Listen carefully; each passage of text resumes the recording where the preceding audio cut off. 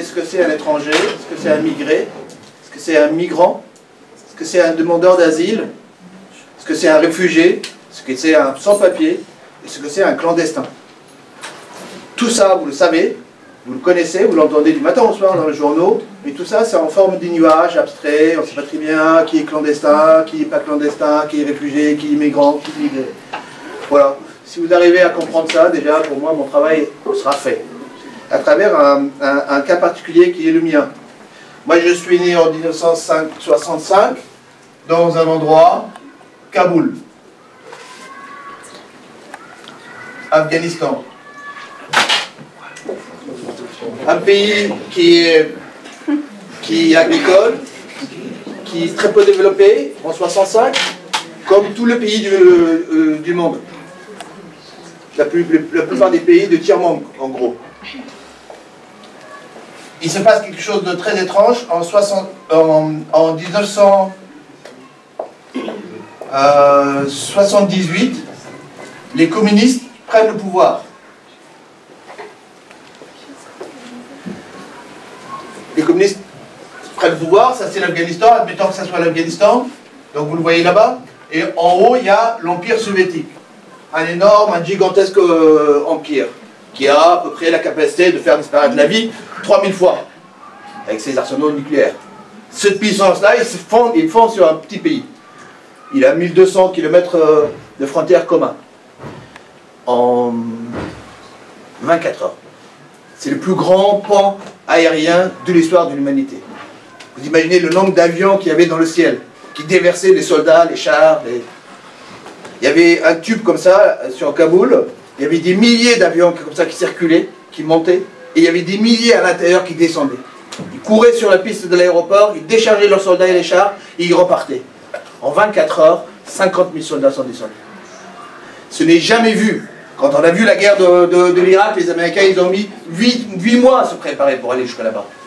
Ils ont descendu 30 000. L'Union soviétique, c'est autre chose en termes de puissance. Et c'est ce pays-là qui fonce sur un pays, à l'époque, il y avait 15 millions d'habitants, donc 80% des paysans, mais pas des paysans avec des tracteurs, des paysans avec des vaches et des choses comme ça, voilà, des gens ordinaires. Et ce petit pays-là, face à cette grande puissance, en 10 ans, on les a écrasés. Ça, c'est un très grand fierté que nous on a. À la différence de tous les autres peuples du monde. Quelque chose d'unique. Aucun pays ne s'est battu face à une puissance aussi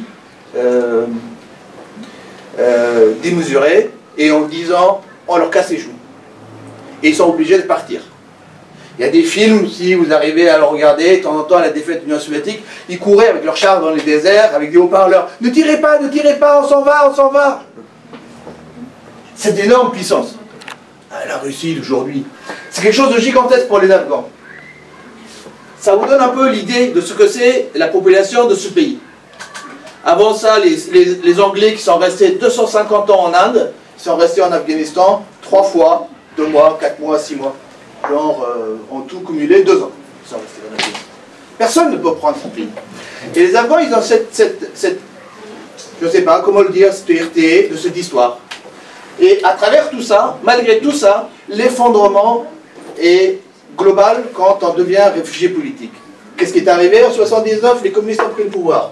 Au bout de 2 ans, ils ont rendu compte qu'ils ne peuvent pas contrôler le pays. En décembre 1979, l'Union soviétique a dit « Moi j'interviens, je règle le problème. » Jusqu'à 89. Et moi j'étais au lycée en 78-79, j'avais votre âge. L'école qui avait commencé chez nous, ça commence au mois de mars. Et les vacances, les grandes vacances sont en hiver. Il y a ça de neige. Donc 3 mois, ça s'arrête au mois de novembre l'école et ça reprend en janvier. Enfin janvier. En janvier français, ça s'arrête et ça reprend au mois de mars. Donc au mois de mars, quand l'école a commencé, c'était en première, il y avait 32 personnes dans ma classe. 9 mois après, dans ma classe, il restait 9 élèves. Vivants. Tous les autres étaient morts. C'est ça la dictature de l'Union soviétique. Quand vous avez 3 régimes dans le monde, type de régime, vous avez la dictature militaire, vous avez la dictature religieuse, et vous avez la démocratie. Enfin, soi-disant ce qu'on appelle la démocratie dans le tiers-monde, hein, c'est pas comme ici. La dictature militaire a un objectif. Il faut bien comprendre ce que ça veut dire, les différences des pays. Parce qu'après, vous allez comprendre ce que c'est les réfugiés, les immigrants, etc. Ça coule de ça, en fait. Une dictature militaire, il arrive dans un coin, qui parle, hop, on le coupe. Qui parle pas, avec moi, hop, on le coupe aussi. La tête. La dictature religieuse, c'est différent. Donc, la dictature militaire a besoin d'ordre. Il faut se le bien régler. Dictature religieuse, qui n'est pas d'accord, je vais l'amener, je vais le punir pour le rendre plus religieux. Par exemple, l'Afghanistan a subi aussi la dictature religieuse, les talibans. Les talibans, ils vous prennent, ils vous châtient jusqu'à ce que vous acceptez ce qu'ils vous disent. Parce que l'ordre divin qui leur est demandé en disant « corrigez-moi ces gens-là avant qu'ils aillent en enfer ou au paradis », ce travail-là incombe aux talibans. Mais les militaires, c'est pas ça. Ils s'en foutent de paradis, de l'enfer. Ils demandent l'ordre tout de suite, maintenant. Donc, les militaires, ils tuent. Les talibans, ils torturent. Et c'est pas du tout la même... Les talibans, ils tuent pas. Très peu de gens. Ils tuent très peu. En Afghanistan, il y a eu très peu de morts sous les talibans. Et puis après, vous avez la démocratie. Qui est un système où on écoute avec les gens, et avec les gens, on construit un système. Et à chaque fois, quand un pays démocratique bascule dans la dictature religieuse ou bascule dans la dictature militaire, vous avez des hordes de gens qui s'enfuient pour sauver leur vie, en fait. J'ai un petit graphique ici que j'ai pris chez l'Opra. Je vous demanderai de le faire passer. Je ne suis pas sûr que vous connaissez toutes ces choses-là. Donc c'est en 60, le chiffre commence à 73. Vous avez un petit pic en 75. Vous avez un deuxième pic en 85. Vous avez un autre pic en 89. Vous avez une autre descente en 95. Vous avez un énorme pic en 2002-2003. Et donc à chaque fois quand vous regardez les pics, vous regardez ce qui se passe. Il y a un grand pays qui bascule dans la dictature militaire ou dans la dictature religieuse, et les gens ils sont obligés de fuir. Parce qu'en fait, les gens ils sont complètement pareils, ils ne sont pas tellement différents de vous.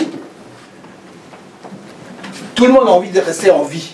C'est quelque chose de très pénible pour les militaires, pour les religieux. C'est qu'en fait, personne ne se suicide.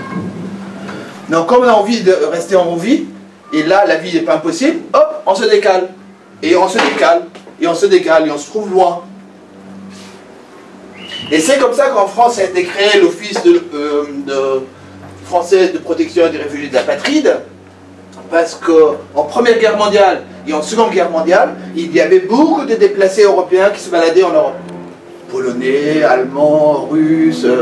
Après l'intervention, enfin le coup d'État des bolcheviks en Union soviétique, il y avait plein de Russes, ce qu'on appelle du russe blanc, qui sont venus en France. Et le premier passeport qu'on a créé, c'est un passeport pour eux, passeport de réfugiés, des apatrides, on les appelait des apatrides. Qu'est-ce que ça veut dire, apatride? Apatride, c'est je sors de mon pays, et mon pays il dit, ouais, puisque tu es un salaud et que tu n'as pas écouté ce que je te dis, tu n'as pas accepté ce que je te demande, donc du coup, je te retire la nationalité. Donc je me suis trouvé au Pakistan, apatride. L'Afghanistan ne m'acceptait plus, en tant que citoyen afghan. Et c'est comme ça qu'on devient apatride. Les grands apatrides, vous les connaissez, hein, ce sont des Palestiniens qui n'ont pas de pays, ce sont des pays qui ont été annexés. Par exemple, les Rohingyas, en ce moment, vous connaissez? Vous les connaissez? Par exemple, dans l'actualité, c'est une population musulmane qui est en Birmanie. Les Birmans, en 1930, on leur a retiré la nationalité. Ils n'ont pas de nationalité birman, ces gens-là. Donc, c'est des apatrides. Les Kurdes sont des apatrides. Les Tibétains sont des apatrides. Voilà, ils n'ont pas la nationalité tibétaine, ils ont la nationalité chinoise, ils ne veulent pas la prendre. Donc ce sont des apatrides. Il y a beaucoup de populations dans le monde qui sont des apatrides. Donc j'ai quitté l'Afghanistan. À l'école, il restait 9 personnes et moi je suis allé au Pakistan. Donc à l'est. Ici. C'était juin 81.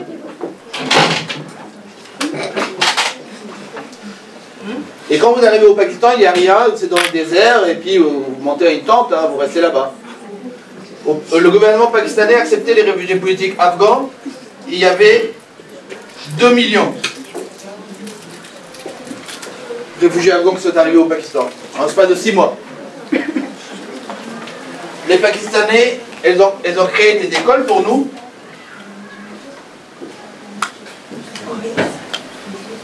Plein d'écoles, avec l'argent saoudien et l'argent américain. C'est ça qui donne les talibans. En fait, ce n'est pas des écoles telles que vous connaissez ici, ce sont les madrasas. On n'apprenait que le Coran, c'est tout. Et le sport, c'est la guerre. Voilà, vous prenez un bout de bois avec bâton, vous faites semblant de tirer, plonger. Et puis si vous êtes bon en sport, après vous allez faire un stage dans le vrai guerre qui est à côté, en Afghanistan. Ils en produisent, il y en a 22 000 au Pakistan. École coranique, madrasa. Ça produit 1 650 000 par an. Talibans. Ça continue. Et moi j'étais dans cette école-là. Et je continue ici. En 83, donc ça c'était en 81, je suis arrivé là-bas. Et en 83, au mois de mars, le 23, j'arrive à Paris. Pourquoi Paris? Parce que mon père avait fait ses études supérieures en France et que la France rapatriait ses anciens étudiants. Et donc notre famille est venue ici. Paris, on nous a envoyé à Châteaudun. De Châteaudun, on a fini à Tours. Grand tour de la France. J'ai travaillé dans pas mal de régions et maintenant Montreuil. Je suis avec 17 ans quand je suis arrivé. J'ai passé mon bac à Tours. J'ai fait les beaux-arts. Ensuite j'ai fait histoire. Après j'ai travaillé. En 2000, j'ai intégré une école de création industrielle, design, l'ENSI à Paris. Ensuite je suis allé travailler à nouveau avec les demandeurs d'asile afghans à Paris.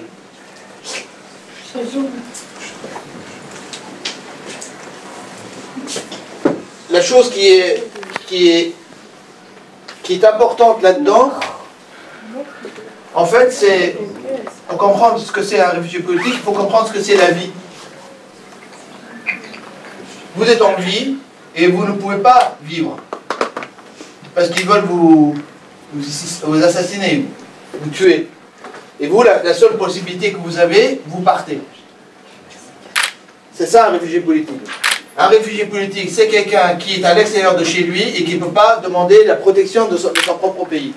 Un réfugié politique, c'est quelqu'un qui, si jamais il reste chez lui, il est traité de ce qu'on appelle les traitements inhumains et dégradants. Ce sont les conditions que vous devez remplir pour demander l'asile politique en France ou dans un autre pays européen. Aujourd'hui, dans le monde, il y a 60 millions de réfugiés politiques. C'est pratiquement la population française. Les années, par exemple en France, on dit qu'il y a beaucoup de réfugiés. Il y a une invasion en ce moment, hein, je ne sais pas si vous êtes au courant. Il y a une invasion de réfugiés en France.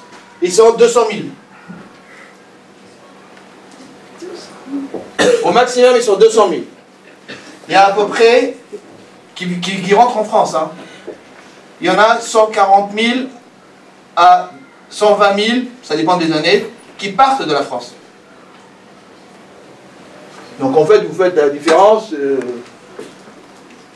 vous comprenez ce que c'est le ridicule que quand on dit il y a l'invasion en France. Il n'y a pas d'invasion. En gros, ça représente à peu près 0,2 ou 0,3% de la population totale de la France. Les réfugiés politiques. Mais en France, il y a beaucoup d'étrangers. Tous ne sont pas réfugiés politiques. Là, je parle des réfugiés politiques. Il y a 7% de la population française qui sont des étrangers. Des immigrants qui sont arrivés parce qu'on a eu besoin de leur force, de leur travail, dans les années 60, dans les années 70, dans les années 80. Eux, ils ne sont pas des réfugiés politiques. Ce sont des réfugiés économiques. Ils sont venus ici pour chercher un travail. Après, ils sont mariés, ils ont eu des enfants, les enfants sont restés, ils ne veulent pas retourner là-bas. Si, ils veulent bien y aller, passer des vacances, mais ils ne veulent pas y rester. Mais ils sont français. Ça, c'est en gros le chemin de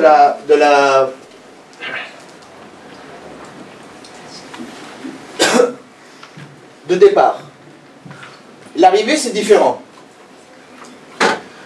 Donc, ici, on est arrivé, on vous dit, c'est l'invasion.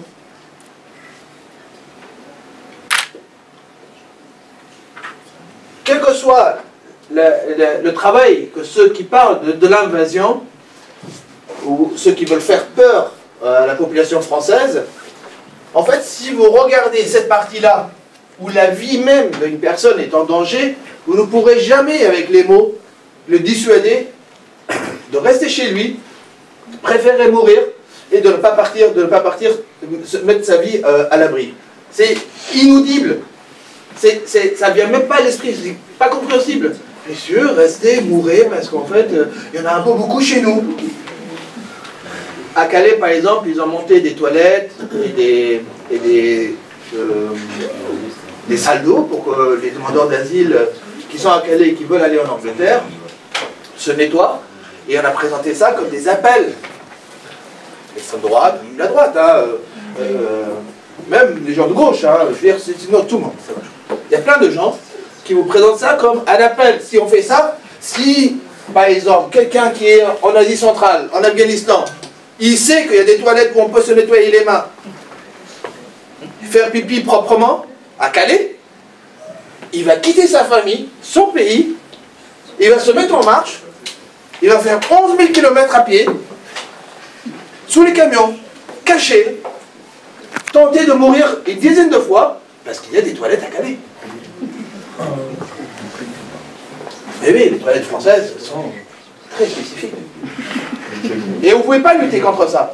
Et c'est tellement facile de dire ça, parce que démontrer l'inverse, ça vous prend 1 heure. J'entendais, en préparant cette conférence-là, j'entendais par exemple M. Claude Lelouch, un député républicain à Paris, un très grand monsieur qui a beaucoup voyagé, qui a vu le monde entier, qui est spécialisé dans les dossiers militaires françaises et les étrangers en France, disait qu'un étranger quand il arrive en France, il touche automatiquement 700 € par mois, il a un appartement et transport gratuit. Avant-hier, il disait ça. Chez BFM Télé. BFM, c'est important. Vous voyez, les paraboles, l'Internet, après, il disait ça. Et il dit, vous comprenez, les Français se fâchent parce qu'un étranger qui n'a rien fait pour ce pays, il arrive, il a 700 €, un appartement et transport gratuit.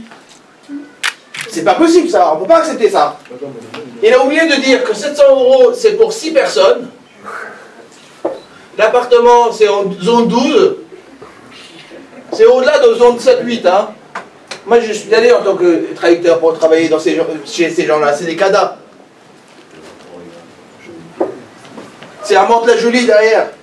Prends le métro, prends l'RER, prends un bus, prends un deuxième bus, prends un autre bus, 20 minutes à pied pour y arriver. Moi je mettais 3 heures pour y aller.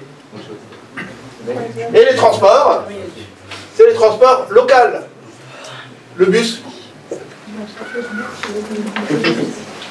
Alors, il prend cette vérité, il le dénature et vous le balance sur BFM, devant M. Jean-Jacques Bourdin, qui a dit « Ah bon? C'est grave ça, docteur. » Pourquoi ils partent? Et ceux qui recherchent ici. Donc en fait, les réfugiés, quand ils partent pour des raisons bien précises. Est-ce que quelqu'un d'entre vous a envie de quitter son école, partir dans une autre école, vous ne connaissez pas? votre quartier, partir dans un autre quartier que vous ne connaissez pas, vos amis, puis aller dans un pays dont la langue vous est inconnue. La tradition est complètement inconnue. Personne n'a envie de ça. Personne. Alors pourquoi les réfugiés font ça? Ils n'ont pas le choix. Ils n'ont pas le choix, tout à fait. C'est une question de vie et de mort. Vous-même, vous pouvez faire l'expérience avec les rats, avec les souris, les pas tellement différents, tous les genres vivants. Hein, vous le mettez en danger de mort et il fout le camp. Et les humains, ils ne font pas de différence. Hein. Et les instruments de torture, des traitements dégradants, inhumaines, sont extrêmement sophistiqués aujourd'hui. Avec un seau d'eau, les Américains aujourd'hui arrivent à vous faire donner la sensation comme quoi vous avez un masse de béton dans votre pied et on vous a balancé dans la mer. Donc quand ils font quand ils pratiquent ce genre de torture, et c'est légal, enfin, selon la loi militaire américaine, c'est légal. Donc les gens après ils ont du mal à comprendre où est la réalité du monde. Parce que leur réalité, c'est sauvetage de leur vie, et ça ils ne savent pas où ils vont arriver. Amacha, présent ici, je l'ai rencontré en 2009. 2009, après que j'ai fini l'ICI, je suis retourné travailler avec les demandeurs d'asile. Et là, j'ai écrit à peu près, j'étais écrivain public, j'ai écrit à peu près 1000 à 1500 récits. Parce que l'OFRA, dont on a parlé tout à l'heure, il demande que vous lui envoyiez votre récit. Récit de ce qui vous est arrivé. Pourquoi vous êtes parti? Comment vous êtes parti? Et pourquoi vous êtes venu en France? 3 éléments. 3 chapitres. Pourquoi vous êtes parti? Et donc j'ai écrit ces histoires-là. Donc l'OFRA ensuite il juge, c'est conforme par rapport à ces lois, les lois françaises, pour vous octroyer le statut de réfugié politique, oui ou non. J'ai écrit ces histoires-là.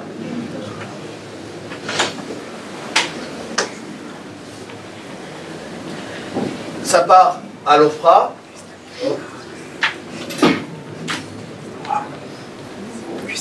Et à la fin, vous avez une carte de réfugié politique qui vous donne droit à une carte de séjour. Vous avez 2 cartes de 10 ans.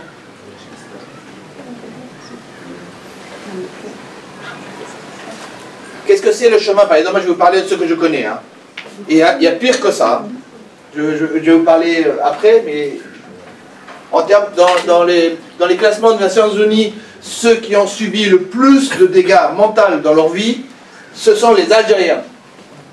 L'immigration algérienne, c'est la pire des immigrations dans le monde. Ce qui veut dire que ce qu'un Chilien a subi quand il est sous Pinochet, il a foutu le camp d'Amérique du Sud, il a fait traverser, il est arrivé jusqu'en Europe, en Espagne, Chilien, il a demandé l'asile politique en Espagne. L'Algérien l'a subi. Ce que le Polonais a subi sous Ceausescu, l'époque de communisme, qui est passé en Allemagne et est arrivé en France, l'Algérien l'a subi. Ce qu'un Afghan a subi sous la dictature communiste qui a traversé le Pakistan, l'Iran, Turquie, la Grèce, Macédoine, Hongrie, Autriche, l'Allemagne, France. À partir d'Autriche, ils prennent le train. Jusqu'à là, c'est à pied. L'Algérien l'a subi. L'immigration algérienne, c'est la plus douloureuse du monde. En plus, ils sont battus pour avoir l'indépendance de leur pays. Et quand ils ont eu l'indépendance, après, ils sont venus chez les anciens colons. Ça veut dire que la restauration de leur propre moralité n'a même pas été accomplie par leur propre pays. Donc c'est des gens qui sont terriblement douloureux de l'histoire qu'ils ont à l'intérieur d'eux. Je vous parlerai d'Abdelmalek Sayad, un grand, très très grand sociologue algérien, le plus renommé de tous les sociologues, ethnologues sur l'histoire d'immigration, qui a écrit un livre. Si jamais un jour vous avez l'occasion de mettre la main sur ce livre, pour le lire, vous serez imbattable sur ce que c'est la problématique d'immigrés. Imbattable. Même un Algérien ne pourra pas vous dépasser. Parce que souvent les gens en problème ne savent pas ce qu'ils ont vu. Les Sayyad vous expliquent ce qui se passe dans la tête des gens quand on est algérien et on part d'un pays pour aller en France. Quand j'ai quitté Kaboul, il y avait l'armée soviétique qui était là. L'armée soviétique, ils tirent à vue. Voilà. Dès que vous n'êtes pas, je vous ai expliqué tout à l'heure ce que c'est la dictature militaire. Donc voilà, si vous faites quelque chose qui vous est interdit, ils vous tirent dessus direct et ils posent d'autres questions. De toute façon, ils ne parlent pas votre langue. Il y en avait 7 cercles autour de Kaboul. 1, 2, 3, 4, 5, 6, 7. Et à chaque fois qu'on vous quittait, il y avait une fouille. Mais c'était des vraies frontières, hein. C'était des trous, le camion rentrait dedans, il s'est immobilisé, les soldats venaient, on démontait tout, on remontait tout, et après on repartait. Et il y avait un camion de passeurs, hein, on va dire que ça c'est son chargement.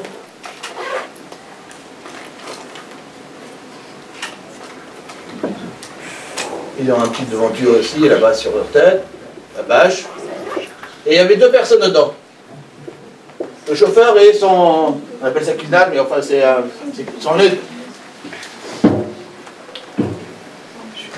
Ici, il y avait réservoir de camion, réservoir d'essence, là.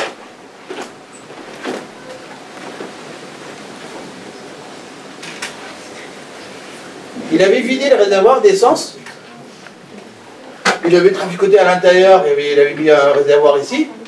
Et en bas du réservoir, le réservoir se présentait comme ça. Donc vous voyez,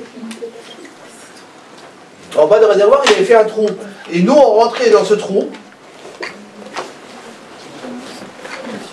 On était assis, comment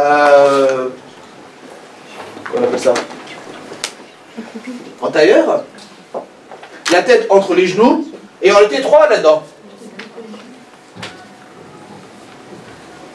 Après, il reboulonnait de l'extérieur. Moi, j'ai quitté les 7 ceintures comme ça.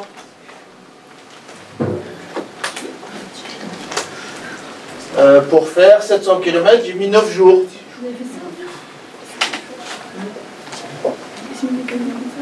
À l'époque, il y avait les soviétiques. 700 km pour aller au Pakistan? Oui. Donc en fait, ça touche, mais en fait, le Pakistan est à peu près grosso modo là. Moi, je devais aller de là à là, mais j'ai fait comme ça. Parce que la ligne directe était coupée par les soviétiques. Sans parler des mines, des bombardements, des choses comme ça. Vous vous cachez, c'est un passeur, hein, il vous prend de l'argent, il vous sort de la ville, au risque et péril de sa vie. Hein. On est toujours là-dedans, hein, si vous voulez bien. On est toujours là-dedans. Hein. Ça, on ne sait pas ce que c'est, l'arrivée. Par exemple, c'est la France, admettons. Pour moi, en 81, quand j'ai quitté, je ne savais pas où j'allais. Hein.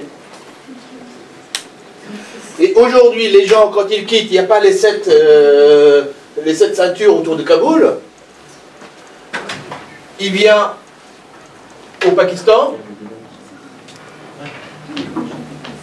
Le Pakistan, il passe en Iran. De l'Iran en Turquie. Turquie, Grèce. Jusqu'à là, ça va. La frontière Pakistan-Iran, aux frontières du Pakistan-Iran, les soldats iraniens, ils tuent. Enfin, ils tirent en direct. Ils tirent dans le tas. La solution que les demandeurs d'asile ont trouvée, c'est ils se lancent à 800. Ils regardent combien de soldats il y en a. 12, bon. Nous, on est 800, 1000. On se lance et on se déparpille dans tous les sens. Ils ne vont pas tous les tuer. Il y en a 20% qui vont être morts. Et les Iraniens, ils ont créé un truc qui s'appelle le AA. Vous savez ce que c'est le AA? L'invention anglaise. C'est un mur inversé. Donc quand vous arrivez de là, parce qu'en fait, quand vous êtes sur le bord, là, vous ne savez pas qu'il y a un mur. Vous avancez, vous tombez. Et quand vous avancez, vous dites ah, et boum, vous tombez. Ça s'appelle les A. C'est le mur inversé, en anglais, c'est le mur de jardin en fait, jardin anglais, quand on crée leur jardin. Ça s'appelle des A et vous pouvez le regarder, vous pouvez le voir sur Google Earth. Hein. Ça se voit, c'est visible, c'est comme le mur de Chine. Hein. De toute la frontière iranienne et plein de murs comme ça. Et derrière, il y a des soldats iraniens qui tirent. Et là, vous mettez vos échelles, vous montez et vous courez.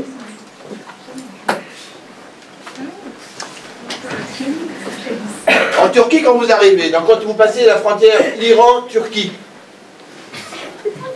là vous tombez chez les Kurdes. Les Kurdes, c'est des gens charmants, hein, on les aime bien ici en France. Mais là-bas, ils ont un drôle de comportement. Hein. Alors, machin, il pourra raconter son histoire avec les Kurdes. Les Kurdes, ils vous enferment, ils envoient des lettres à votre famille pour avoir 10 000, 15 000 $. Avec un doigt, 3 doigts, une main. De votre propre corps. Hein. Ça dure entre 2 mois et 6 ans. J'ai un cousin qui est en Allemagne actuellement, il a été enfermé là-dedans, ils ont demandé 25 000, mais bon, la famille était pauvre, ils n'ont pas pu donner 25 000, il est resté 2 ans et demi. Sa chambre, c'était une fuite sec. Vous arrivez en Turquie. En Turquie, le problème, c'est qu'il y a de l'eau. Après, vous faites comment? C'est loin, la Grèce, hein, même si vous pouvez le voir de l'œil nu. Et les passeurs, ils vous vont passer en Grèce. Ici, par les petits bateaux. En majorité, dans un bateau comme ça. Un bateau pour 6 personnes, vous êtes 35, 40. Et le passeur, il ne monte pas dans le bateau. Il y a un petit moteur. Il vous dit, la nuit, il vous dit, vous voyez la lumière là-bas en face, là, parce que c'est visible. Hein. Là-bas, c'est la Grèce, c'est l'Europe. Allez-y. Boum, il vous donne le moteur, et vous appuyez, vous y allez. Le problème, c'est que vous êtes issu d'une population qui est montagnarde. L'Afghanistan, c'est un pays montagnard. Personne ne sait nager en Afghanistan. Donc, en fait, l'eau, la mer, ça, vous avez vraiment les chocottes, vous avez peur. Vous arrivez en Grèce. Là, c'est en gros, là, on a déjà marché les 9 mois. Vous arrivez en Grèce. Là, c'est un mur extraordinaire. Parce que derrière, c'est l'Union européenne.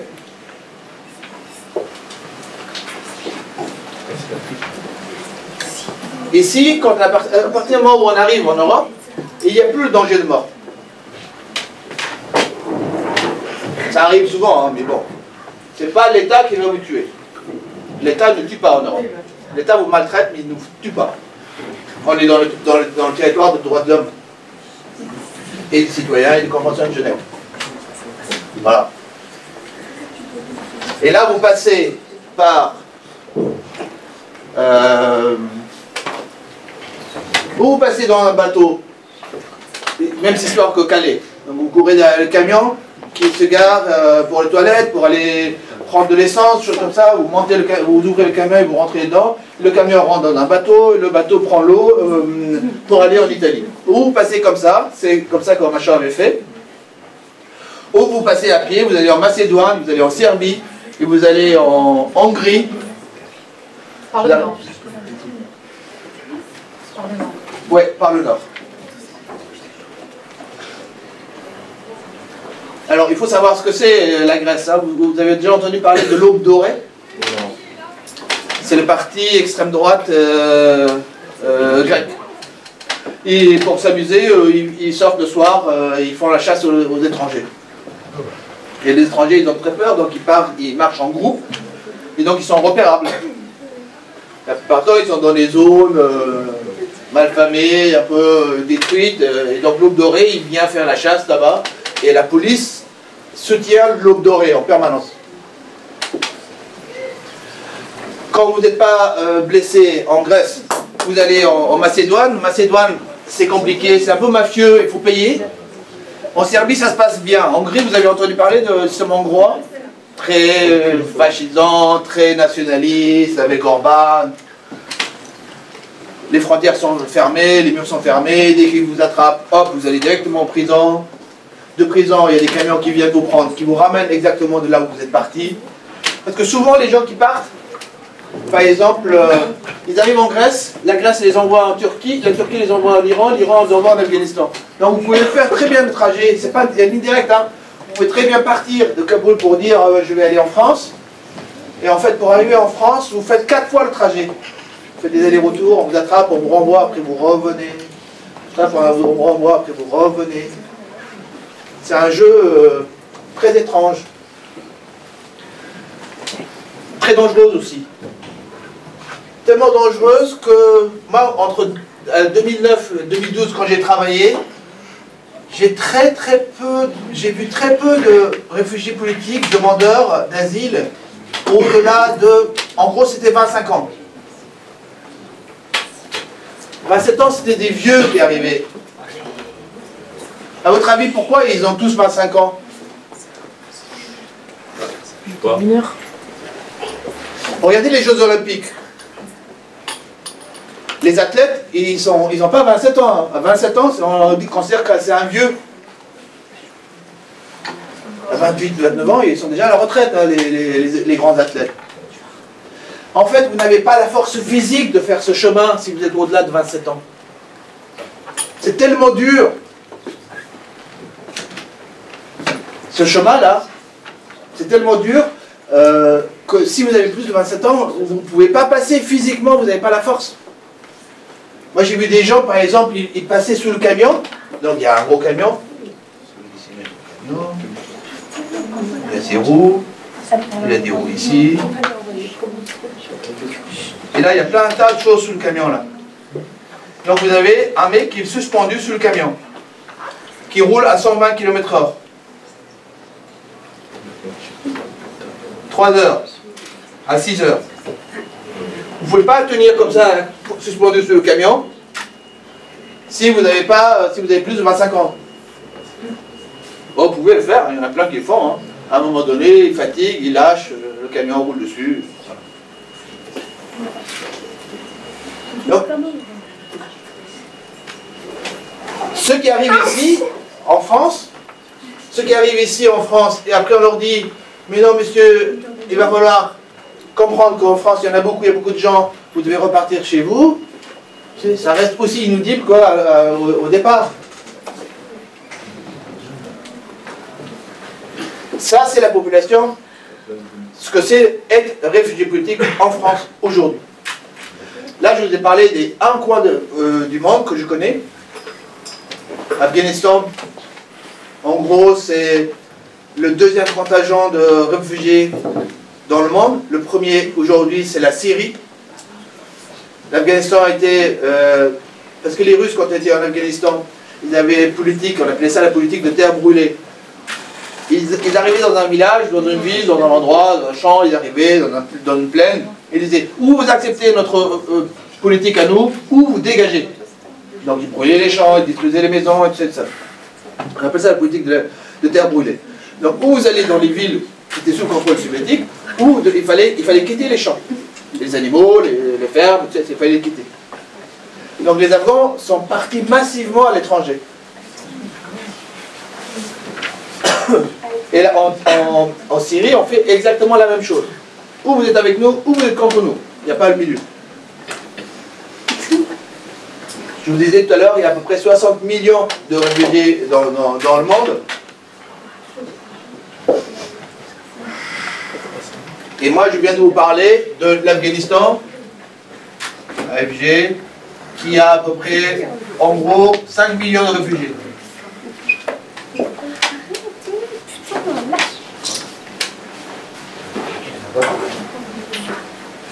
Par contre, quand vous arrivez en France et que vous annoncez votre histoire à l'OPRA et que vous obtenez la carte de séjour, la carte de réfugié d'abord, qui donne le droit ensuite à carte de séjour, là vous comprenez que toutes les peines que vous avez encourues jusqu'à maintenant, ça valait peut-être la peine.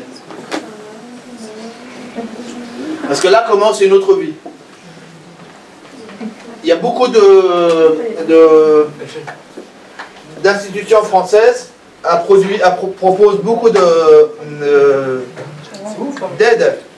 aux réfugiés politiques. Vous êtes pris en charge question langue, vous êtes pris en charge question logement, vous êtes pris en charge question la vie de famille, tout est pris en charge.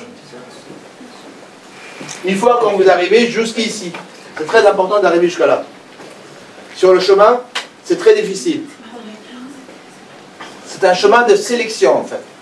De sélection physique et sélection mentale. La France accueille des réfugiés politiques depuis très longtemps. Depuis le début du siècle dernier. Ça a commencé après la Première Guerre mondiale. Après la Seconde Guerre mondiale, le procureur Nissam, il me semble qu'il s'appelait, qui était procureur à Nuremberg, un Français, il a créé les fondements de ce qu'on appelle, les Nations Unies ont signé, c'est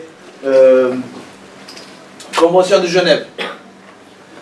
La France met 4 conditions pour être accepté réfugié politique. Que votre vie soit en danger, que vous soyez opposant politique, que vous ne pouvez pas vous exprimer parce que vous êtes d'une autre race ou d'un autre peuple, et que l'État ne vous protège pas. Ça, c'est les 4 conditions de base pour obtenir le statut de réfugié politique. Ça, c'est les conventions de Genève, 1951.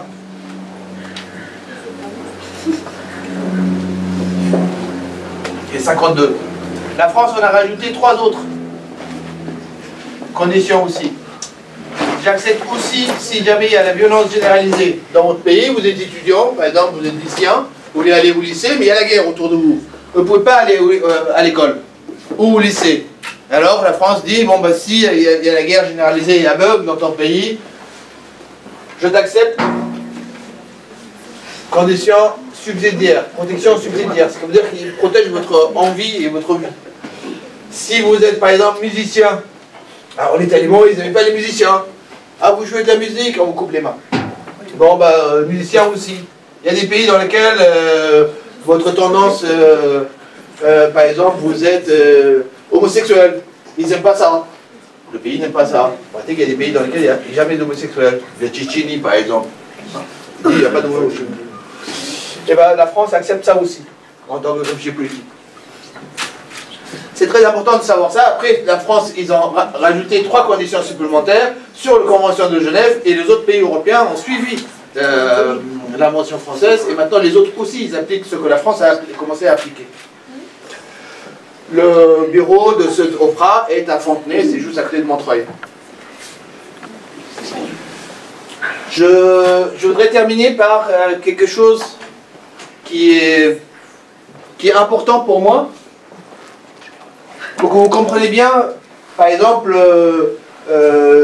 Pablo, quand il a demandé la nationalité française ou l'asile en 1940, on lui a ri au nez et on lui a dit rentre chez toi, espagnol. À l'époque, c'était espagnol. Mais quand il est devenu Picasso, aujourd'hui, on ne voit pas un seul Citroën sans marquer dessus Picasso. C'est aussi ça, l'immigration. Il y avait une famille qui était là, qui habitait à Montreuil ou à Bagnolet. Ils habitaient à Bagnolet. Les mecs, c'était des Italiens à l'époque. C'était des menuisiers, ils fabriquaient des chaises et des tables. Et après, c'était des joueurs, ils jouaient beaucoup. Et puis, ils sont mis à fabriquer des terrains de foot. Ce qu'on appelle le baby-foot aujourd'hui. La famille Panzani. C'est à Bagnolet, ils sont toujours là. Le petit-fils qui a l'entreprise. Vous, en tant que créateur, en tant que gens qui sont habiles de vos mains, moi, à l'époque, quand j'étais à l'INSI, nous, on se posait la question, mais qu'est-ce que c'est ce cerveau qui a pu créer un match de foot dans un terrain aussi petit, quoi? Il faut être malin, quand même. Les règles de foot, vous êtes déjà allé à un stade? Et le mec, il vous met ça en 2 mètres carrés. Ça, c'est la famille Panzani. Comme ça, je peux en faire des milliers d'exemples. Modigliani, quand il sortait dans la rue, les gens lui balançaient des œufs sur la gueule. Toi, c'est à l'étranger, tu fais même pas la guerre, Première Guerre mondiale. Picasso, il allait manger dans la soupe populaire. Parce que c'était un nul et qu'il n'avait pas fait la guerre. C'est un étranger, il mangeait le pain des Français. Vous voulez demander votre nom et votre prénom? Ah, Omayoun Altejaï, je suis le papa d'une jeune fille qui est dans votre lycée. Ah bon? Ok. Oui? Tu mens. Vous aviez quel âge quand vous êtes parti à J'avais 14 ans. J'avais 14 ans quand j'étais déjà menacé 3 fois de mort. 3 fois on m'a arrêté pour m'amener à l'armée. Quand vous arrivez à l'armée là-bas, les soviétiques sont derrière, les résistants sont devant, vous êtes morts. 14 ans en plus, vous ne pouvez pas faire grand-chose. Et donc au bout de 3e fois, ils ont trouvé un passeur qui m'a mis là-dedans et qui m'a sorti. Donc il vous a trouvé Il vous a Oui, les passeurs, ils font une œuvre salutaire, mais ils font du business aussi. C'est les deux en même temps. 40 000 Afghani à l'époque, c'était une énorme somme. C'est comme si, c'est à peu près 10 à 12 000 euros aujourd'hui ici. On peut dire que les taux, ils ne voulaient pas. Ah bah non. Ah bah oui, c'est ça. Ah bah non. Ah ouais, oui, je peux pas partir. votre famille, quand vous êtes parti, elle est devenue quoi? Alors moi je suis parti en premier, parce qu'en fait ils ne savaient pas si le chemin était assez sûr pour partir. Un an après, j'ai un deuxième frère qui a fait le même chemin. Et un an après, ma famille qui m'a rejoint. Donc moi j'étais au Pakistan, pendant 2 ans j'étais seul. Et après, on est venu en famille en France. Mes parents, mes frères, ma soeur, on est tous venus ensemble. Moi, c'est une question, mais c'est pour votre collègue. Il s'est passé quoi avec les Kurdes? Pardon? Il s'est passé quoi avec les Kurdes? Ah, ce que j'ai rajouté tout à l'heure? Oui. Oui, mais tout d'abord, je m'appelle Ahmad Shah. Mon nom est Farid, je suis aussi réfugié politique de l'Afghanistan. Et je suis venu en France, c'était en 2010. Je crois que c'est Sophie. Les Kurdes aussi. Les Kurdes en Iran, ils n'ont pas le droit d'avoir la carte d'identité. Ils n'ont pas le droit de dire qu'ils sont iraniens, qu'ils sont turcs, qu'ils sont syriens. Ils sont obligés de quitter leur territoire. Et deuxième chose, la plupart des Kurdes, pas la plupart, mais la plupart des gens que j'ai vus dans la frontière l'Iran et la Turquie, ils sont des passeurs. Vous donnez entre 2000 et 3000 euros et vous transmettez vers la Turquie.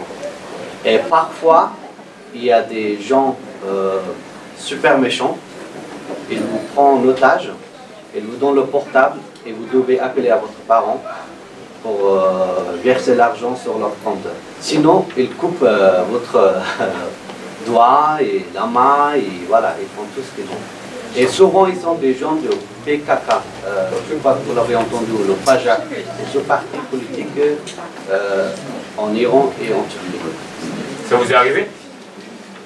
Pas moi, mais mes autres amis, oui. Ouais. Moi, parce que j'avais tout payé, bon, c'est tout. C'est les Kurdes.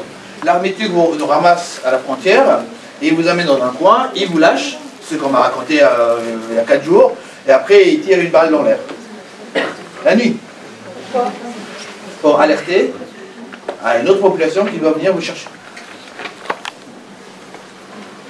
Donc comme ça, la bande de Kurdes, qui est en lien avec l'armée turque, qu'ils oppressent par ailleurs, nous politiquement, on nous dit, oui, les Kurdes, les Turcs, ils en bombardent, mais là-bas, localement, ils s'arrangent, c'est histoire d'argent.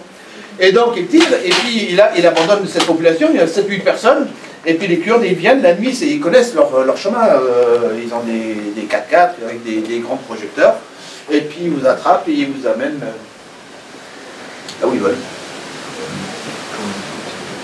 Et ils vous rançonnent ensuite. Parce que tous ces circuits-là, c'est beaucoup d'argent. Hein. C'est énormément d'argent. Il y a plein de gens qui passent, il y a beaucoup d'argent. Et tout le monde a envie de prendre sa part. Je vous en prie, monsieur. Ah, ça vous a pris combien de temps pour arriver en France? Moi, la condition était différente. C'était très difficile de sortir de Kaboul. Mais moi, d'Islamabad, j'ai pris l'avion. Les Nations Unies a payé mon billet d'avion. La France a accepté que je sois un réfugié politique. J'étais au Pakistan. Je ne suis jamais allé à l'Opra. J'ai pris l'avion. Je suis arrivé ici à Paris. Quand je suis arrivé à Paris, il y avait des gens avec des panneaux français d'asile, FTDA, qui étaient là pour nous accueillir. Mais la situation était difficile de sortir de Kaboul jusqu'au Pakistan. C'est il y a 30 ans. Ouais. Il y a 40 ans.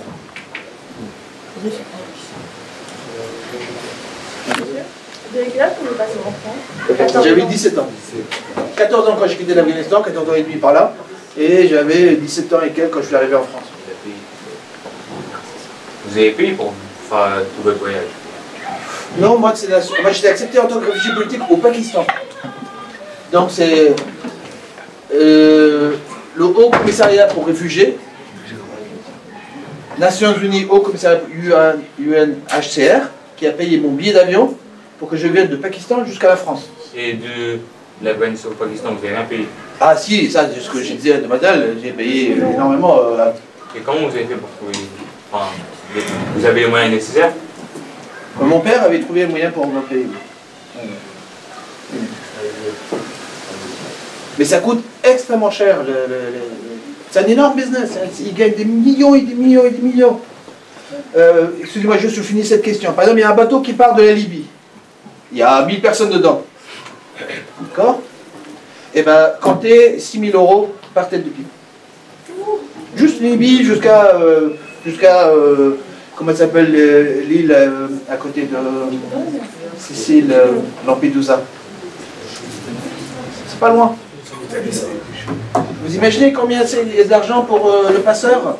Alors le passeur, il n'est pas tout seul, il y a toute une armée de gens qui est en lien avec, celui qui est en Égypte, celui qui est en lien avec celui qui est en Turquie, qui est en lien avec celui qui... Voilà, ça se passe comme ça. Vous payez quelqu'un aujourd'hui, vous payez quelqu'un... Non, vous ne payez même pas. Aujourd'hui, le circuit, c'est... Vous êtes à Kaboul. Vous voulez aller, je sais pas, Paris. Vous allez voir un passeur. Vous lui dites, je veux partir là-bas. Il dit, bah, très bien, mon garçon, pas de problème. Envoie tes parents. Alors, vos parents arrivent et disent, bon, bah voilà, j'ai une maison, j'ai une voiture, un truc comme ça. Hop, vous montez dans la voiture et vous partez. Au Pakistan, l'Iran, Turquie, nanana, jusqu'à Paris. Quand vous êtes à Paris, vous appelez vos parents, ou vous appelez ce passeur, et dites, voilà, je suis arrivé à Paris. Et là, ils vont voir vos parents en disant, paye. Mais vous êtes passé entre mains de 150 personnes. Ils font tous partie de la chaîne. Quand on dit qu'on va démanteler les passeurs, le circuit des passeurs, c'est ça qu'on essaie de démanteler. Parce que cet argent, comment il va partir, comment il va être distribué. Par exemple, là, tout à l'heure, je vous racontais, l'armée turque tire un balle en pleine nuit dans le ciel. Et il y a des gens qui arrivent en pleine nuit, qui vous prennent. Mais ces gens-là, ils prennent leur part, ils ne vous donnent pas votre argent. Ils prennent leur part dans ces circuits. Qui les paye? Comment? On ne sait pas très bien.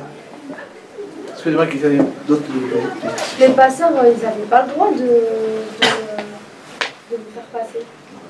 Et si ce que vous avez attrapé? Ils sont morts sur le champ. Comment? Ils sont morts sur le champ. À mon époque, à l'époque soviétique, ils tuaient... Je savais que quand moi j'ai quitté, je savais que plein de mes camarades étaient partis et qu'ils n'avaient pas réussi à passer. Donc vous prenez la responsabilité, enfin vous acceptez la mort.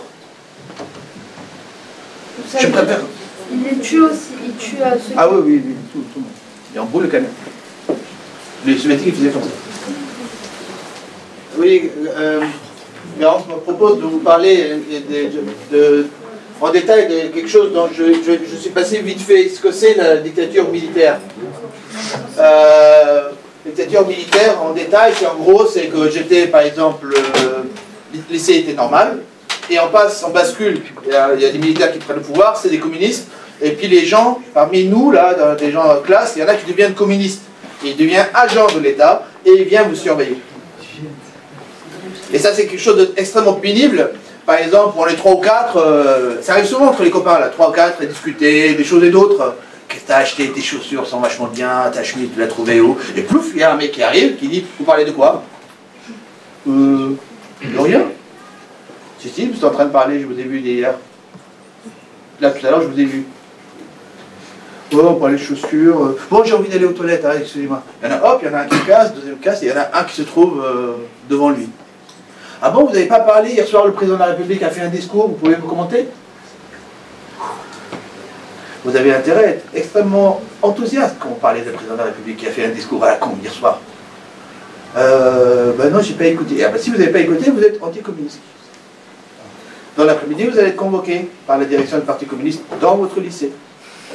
Et comme ça, il y avait tout le temps. Donc la surveillance commence à vous serrer, serrer, serrer, serrer. Et moi, j'étais souvent convoqué pour ça. Quand je vous dis que l'école a commencé, on était 32, et qu'au bout de 7 mois, il n'y en avait que 9 qui étaient là en classe, c'est très pesant quand vous arrivez en classe et quand vous dites un tel n'est pas là. Au départ, vous pensez qu'il est en retard. Après, vous pensez qu'il est malade. Puis toujours après, quand il n'est pas là. C'est des petites villes, hein, on se connaît tous. À la boulangerie, à la chose, il est où? Ah si, il est parti, on l'a vu la dernière fois, on l'a vu là. Après, il a disparu. Pour comprendre vraiment ce que c'est les réfugiés politiques, il ne faut jamais que vous oubliez ces 3 types de gouvernements qui apparaissent, qui disparaissent. Et quand ils apparaissent les flots de réfugiés politiques, et quand ils disparaissent, en fait, il y a beaucoup moins de réfugiés politiques. C'est pour ça que l'acte de militance consiste à faire en sorte que ce genre de gouvernement soit le moins répandu sur la terre. Alors je vais vous apporter quelques documents si jamais ça vous intéresse. C'est des documents des associations, différentes associations en France qui parlent, présentent, défendent les réfugiés politiques. Et surtout, si je peux vous conseiller quelque chose, si je peux me permettre, hein, je n'ai pas envie de vous charger déjà plus que ce que vous venez par vos profs. Il y a un livre qui s'appelle Le destin d'immigrés, écrit par un très grand ethnologue français qui s'appelle Emmanuel Todd.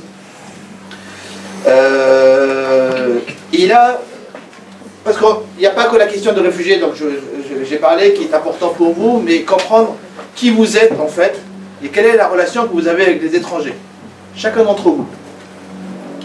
Parce que vous avez des relations différentes avec les étrangers. Et ce livre, il vous cadre ça. Par exemple, pourquoi un Indien aurait des problèmes quand il arrive en France? Et pourquoi un Indien, il n'a pas de problème quand il arrive en Allemagne ou en Angleterre? En Inde, il y a des systèmes de castes. Les gens, ils se détestent quand ils ne sont pas de leur propre caste. Parce que les castes, c'est Dieu qui a décidé que c'est en caste supérieure, caste inférieure. Et en France, quand ils arrivent, la France lui dit, mais non, ça n'existe pas tout ça, on est égalitaire. L'Indien, il a beaucoup de mal à accepter ça. Alors que la population Afrique du Nord a du mal à accepter les systèmes de caste indiens. Et donc, dans ce livre-là, on ne décrit pas les populations africaines, asiatiques, américaines, mais il décrit comment ça marche en français, comment ça marche en allemand, comment ça marche en japonais, comment ça marche en américain. Les pays qui reçoivent de l'immigration. Donc, quand vous allez aux États-Unis, si vous avez lu ça, vous savez très bien comment vous allez être accueillis. Quels sont les éléments qui sont importants pour les Américains et quels sont les éléments qui ne sont pas importants pour les Américains. Et vous allez comprendre pourquoi, au Japon, on est immigré, même après 5 générations de vie au Japon. Les Japonais sont de la race supérieure. Ils se font nommer le pays de soleil levant. Les Japonais, ils disent que le soleil, s'il se lève et qu'ils ne voient pas les Japonais, il va se recoucher. Et le reste, ça ne vaut pas la peine que je les éclaire. Ça, c'est les Japonais. Quand on est Japonais, on ne perd jamais sa nationalité. Vous êtes Japonais, vous avez quitté le Japon il y a 500 ans, vous habitez en France, vous retournez au Japon, vous avez à nouveau votre nationalité. Enfin, essayez de faire ça avec les Français. En France, on est universaliste, ça veut dire qu'on donne le même droit à tout le monde. Mais ce n'est pas le cas aux États-Unis, ce n'est pas le cas en Angleterre. C'est un espèce de racisme très poli. Ils disent, on n'est pas pareil. Les Japonais, ils disent, ouais non, on n'est pas pareil, mais vous êtes plus nuls que nous. Et dans ce livre-là, vous voyez ces choses-là. Tous ces éléments-là, vous le voyez. D'abord, vous voyez quelles sont les lignes de force de la civilisation française. La différence qu'il y a entre l'Angleterre, les États-Unis et la France. Trois pays qui ont inventé la démocratie. Les autres ont suivi. L'Allemagne n'a rien fait pour la démocratie. La France l'a inventée. L'Italie n'a rien fait. Ça a été conceptualisé en Grèce, il y a 2000 ans. Ensuite, c'est les États-Unis qui l'ont fabriqué, avec l'Angleterre et la France. Les États-Unis et l'Angleterre l'ont fait sur une base raciale, la France l'a fait sur une base universelle. C'est pour ça qu'il y a toujours des problèmes avec des Noirs aux États-Unis, et qu'en France, ça révolte tous les Français. Les Américains, ça ne les révolte pas beaucoup. Pourquoi? Ils sont moins sensibles que nous? Pas du tout. Ils sont différents, ils ont une mode de pensée différente. Si vous lisez ça, vous allez comprendre en quoi ils ont un mode de pensée différent. Et vous allez parler beaucoup plus clairement avec un Américain. Sinon, vous êtes dans une espèce de nuage, les choses, vous ne savez pas de quoi prendre, les choses vont vous échapper. Moi, je vous le conseille très fortement. Ça s'appelle Le Destin des immigrés. Il a 20 ans. Et pendant 2 siècles encore, ça sera vrai, ce livre. Peut-être même davantage. De société. Vous avez 17 ans, qu'est-ce qui vous surprend le plus? Tout est surprenant, tout est différent. Moi, quand j'ai vu la première fois, j'avais jamais vu ça de ma vie. Il y avait un mur en pierre et les gens ils retiraient de l'argent. Et j'étais caché derrière un arbre et je regardais les gens, qu'est-ce que c'est ce mur? Ils donnent de l'argent. Je ne savais pas ce que c'était un distributeur. Et une jeune fille, un garçon, ils étaient dans le métro devant moi, ils se sont mis à s'embrasser. Et j'ai commencé à trembler. C'est quoi cette affaire? Devant tout le monde, quoi. On m'avait même pas parlé, quoi. Les humains, ils peuvent se comporter comme ça. Tellement choquant. Mais en même temps, tout était savoureux, tout était douce, tout était souple. Et je savais que derrière tout ça, il y avait des règles inconscientes, collectives, que je ne comprenais pas, mais qu'il fallait respecter. Les gens, ils arrivent dans une ligne, tout le monde se met en ligne, personne ne bouscule. Chez nous, on bouscule, il n'y a pas de règles. En France, les gens, ils sont aussi pressés que les autres, que chez nous. Mais sauf qu'ils sont dans la ligne, ils ne se bousculent pas. Dans le métro, On fait la queue. C'est vrai, dans le métro, certaines stations, ligne 13, c'est absolument pas respecté. Mais bon, mais beaucoup plus que de là où je venais. Voilà, plein de choses comme ça, des petits détails, et surtout il y avait un respect, On ne connaît pas les gens, on dit bonjour, on dit merci. Vous parlez français quand vous êtes venu? Un milieu aussi? Non. Non, c'était un énorme chose devant moi. Moi, j'avais la sensation que j'avais, c'était ça. Vous pouvez écrire sur ce tableau? Ouais. Moi, j'avais la sensation que c'était un mur comme ça devant moi, et moi, j'étais ici. Devant, voilà, je voyais rien. Et c'était la langue. Et je me suis mis à apprendre la langue. Mais j'ai pas appris la langue en blaguant. Hein. Moi, j'apprenais 30 verbes par jour, présent, passé, futur, et j'apprenais 50 mots. Tout seul? Tout seul. Vous passez à côté de moi, vous disiez « Oh, bordel !»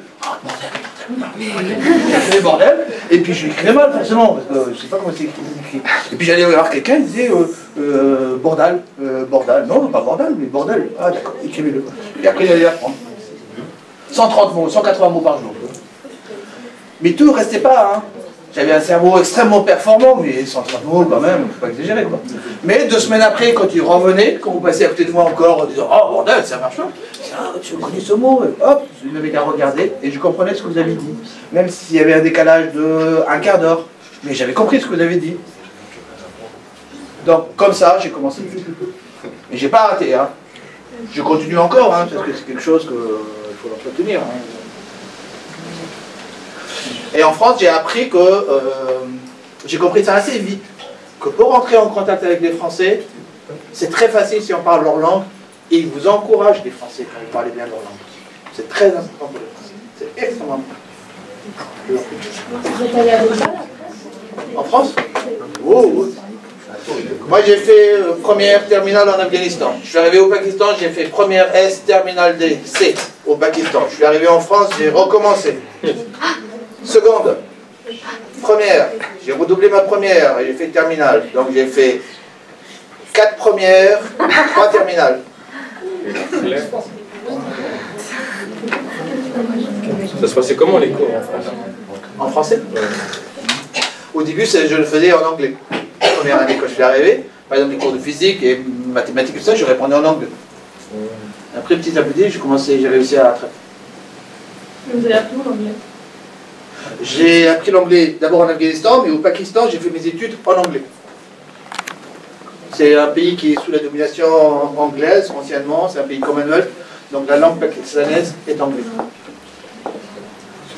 Monsieur, quand vous êtes venu, vous avez fait, quand vous êtes aux études, vous étiez avec des gens plus petits, forcément. Est-ce que vous avez vu une différence de maturité comparée à votre âge? Pas forcément. Avec 7 ans, nous on est là. À 7 ans, est-ce que lui était moins ou plus mature?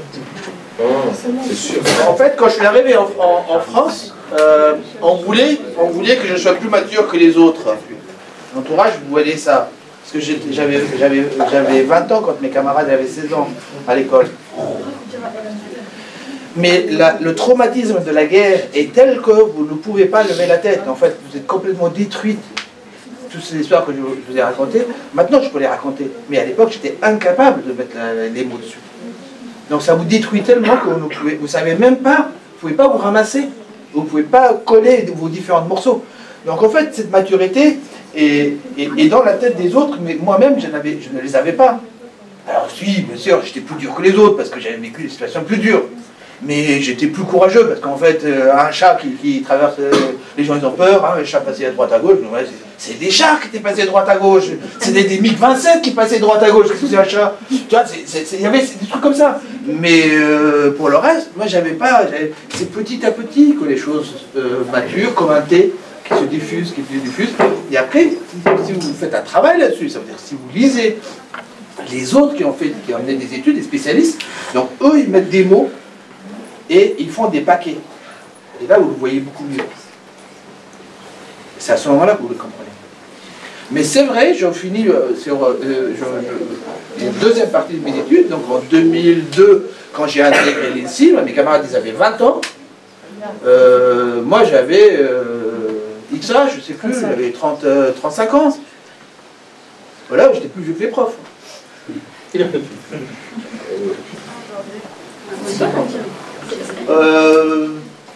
Géographiquement, c'est un pays montagneux, très isolé. C'est très haut, hein. Quand je dis montagneux, c'est plus politiquement. Je vais y arriver. C'est qu'en fait, la politique est directement liée avec la géographie. Mais c'est tellement montagneux que ce qu'on appelle le Mont Blanc ici, nous on appelle ça les collines là-bas. 3800 mètres. Kaboul, c'est 2800 mètres. On a 7 sommets qui dépassent 7000 mètres. On habite à 4000 mètres en gros. Ça c'est la condition physique géographique. Cette condition géographique donne droit à des possibilités politiques, économiques ou pas. Politiquement, je vais faire je vais essayer de faire ça court. Vous avez regardé l'Afghanistan, il est comme ça. En gros, hein, il a un petit truc ici, un petit truc là, on descend jusqu'à... Là, c'est la Chine. Là, c'est le Pakistan. Là, c'est l'Iran. Et là, c'était les pays Asie centrale, Tadjikistan, Ouzbékistan, Turkménistan. Ça, c'est l'Union soviétique, en gros, c'est russe.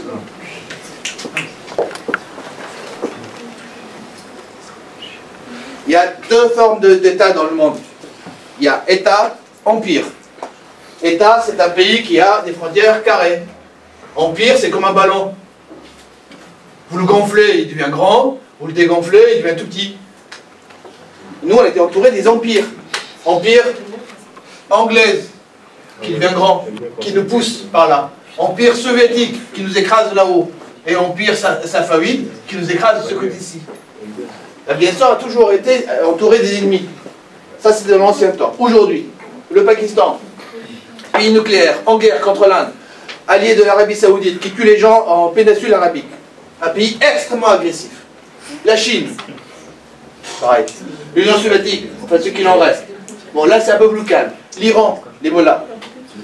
Et ces pays-là, ils influencent en permanence les Afghans. Les Afghans, nos chefs, sans vénal, ils acceptent l'argent de l'étranger pour travailler pour eux. Il y en a pas mal. Et il y en a d'autres, Massoud et les autres, qui sont parmi ceux qui défendent l'Afghanistan. Donc l'Afghanistan ne peut pas être indépendant si ses voisins interfèrent dans ses affaires. Aujourd'hui, le Pakistan, l'Arabie Saoudite et les USA, l'Angleterre, sont tous dans le même paquet. En face, vous avez un paquet Chine, Iran, soviétique, qui sont dans un autre paquet. Je vous en prie. Donc en soi, il y a un peu comme si c'était un puzzle, il y a différentes parties qui sont influencées par les différents pays. Et du coup, il y a une sorte de contrepartie politique qui défend juste les droits de l'Afghanistan. Est-ce que c'est possible qu'il y ait par exemple une ville en Afghanistan qui est, on va dire, pro-Pakistan et une ville qui est pro-Chine et ils se font la guerre entre eux? C'est mélangé, cette fois, différentes populations. En Afghanistan, il y a 16 populations différentes, 16 ethnies différentes. Alors, ils ne s'entendent pas entre eux, mais ils s'entendent tous sur une chose. On regarde le pays. On regarde l'Afghanistan. Ils sont tous d'accord là-dessus. Mais ils sont mélangés, c'est un patchwork, en fait. Et c'est une guerre ethnique à l'intérieur de l'Afghanistan. En Macha, il pourra en donner plus d'explications. Les Afghans sont d'accord pour garder l'Afghanistan. C'est pour ça que c'est pas clair. J'arrive même pas à vous répondre clairement, puisque vu que votre question m'amène sur quelque chose. Et la vision, même pour nous, c'est pas clair. Dans la même ville, vous avez des quartiers qui sont pour, quartiers qui sont contre, quartiers qui sont neutres, quartiers qui décident de rentrer en action, quartiers qui disent bah non, j'accepte pas du tout, je vous accepte pas du tout. Vous avez tout ça, vous avez même ça dans les familles. Est-ce qu'on peut aller en Afghanistan maintenant? Non. En tant que réfugié, en tant que pour tourisme, vous voulez dire non. On peut aller autour d'Afghanistan, mais pas en Afghanistan. Alors à moi d'être protégé par l'armée américaine, voiture blindée.